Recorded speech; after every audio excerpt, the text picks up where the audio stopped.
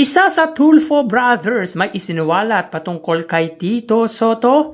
Yan ang pag-uusapan natin ngayong araw po ng Martes, February 18. Pero bago natin talakayin yan, kamusta kayo mga kaparokya? Hope you are doing well today while watching my video. Ako nga po pala si Mervin at humiling po ako sa inyo na pakisubscribe ang aking YouTube channel. Pakilike and share na din po ang aking video. Maraming salamat po sa inyo mga kaparokya. So our first topic for today mga kaparokya is the newest segment or yung bagong segment po ng Eat Bulaga na Forinoy The AFAM Invasion. So kahapon nga po ay nag-pilot na ang bagong segment ng Eat Bulaga para sa mga foreign national na may pusong Pinoy. At buena mano ito mga parokya para sa mga tumutok dito sapagkat nag-type po ang dalawang naglaban na sina Juan Daniel Sofront ng Venezuela at Chase Koo ng New Zealand.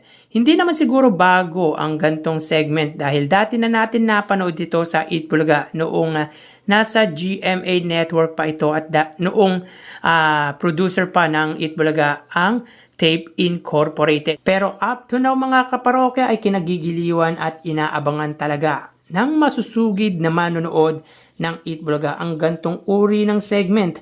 Dahil nakakatuwa nga naman po mga kaparokya na kahit hindi sila dugong Pinoy, ang puso naman nila ay Pinoy na Pinoy. Karamihan pa nga dito mga kaparokya ay marurunong magtagalog kaya parang comfortable sila manirahan dito sa bansa at talagang Pinoy na rin talaga ang puso nila. So congrats sa first day po ng Forinoy The AFAM Invasion.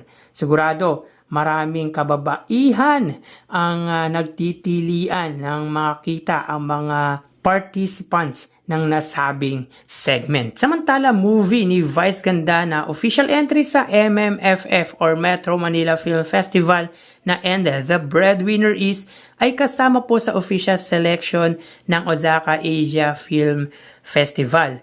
So, pang-international na talaga ang pelikula ng unkaboggable star na si Vice Ganda dahil isa ito sa napabilang sa film festival sa Japan. So, congrats for that movie at congrats po kay Vice Ganda. Isang karangalan po or karangalan din po para sa bansa ang mapabilang ang pelikulang gawa ng Pinoy. Samantala, Miles Ocampo, very stunning ang kagandahan sa pinost nito sa kanyang official Facebook account. Gorgeous nga, ika nga ng karamihan. At isa na po tayo sa naniniwala doon mga kaparokya. Saan kayang lugar ito mga kaparokya? Parang biyaheng abroad ang Eat Bulaga female host. Yan din ang advantage or bentahe ng may 3 araw na bakasyon dahil alam naman po natin na taped or recorded ang episode nila kapag Monday at Tuesday. Araw po yan ng Lunes at Martes. Meaning, may time sila to relax their mind like this one na pumupunta sila sa kung saan nila magustuhan. Which is makakatulong para ma-refresh ang utak nila.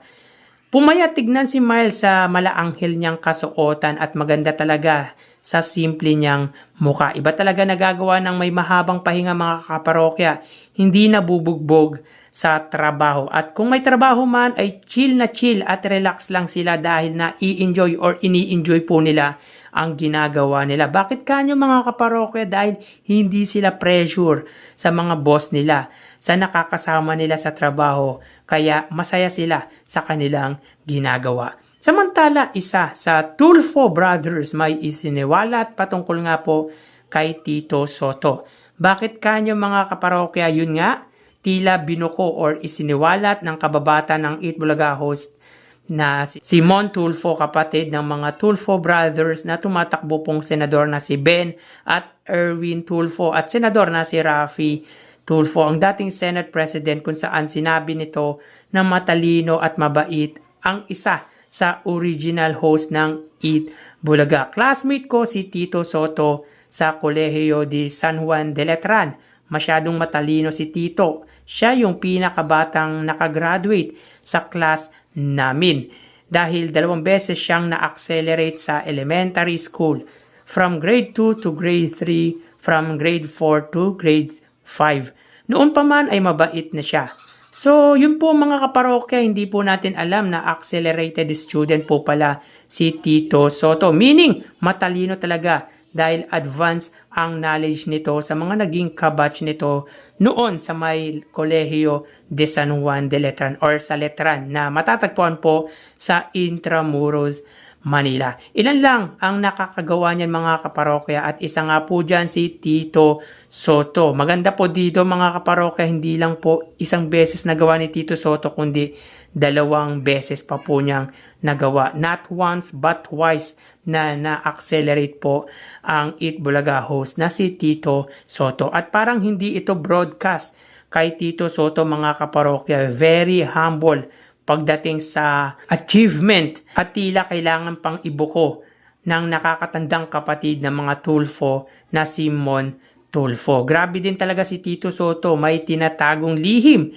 na hindi kailangan ipagmalaki ng dating Senate President at Eat Bulaga host. Yan din yung maganda kay Tito Soto pagdating sa mga achievement school ay hindi niya na kailangang isawalat. Kailangan pang malaman ng ibang tao. At alam naman po natin marami pong batas na ipinasa si Tito Soto kaya deserve niya na manalo po sa Senate position. Kaya hashtag Tito Soto, hashtag Tito Soto ko #1 sa balota ko. So hanggang dito na lang po tayo mga kaparokya. Magsiingat po tayo. Thank you and God bless.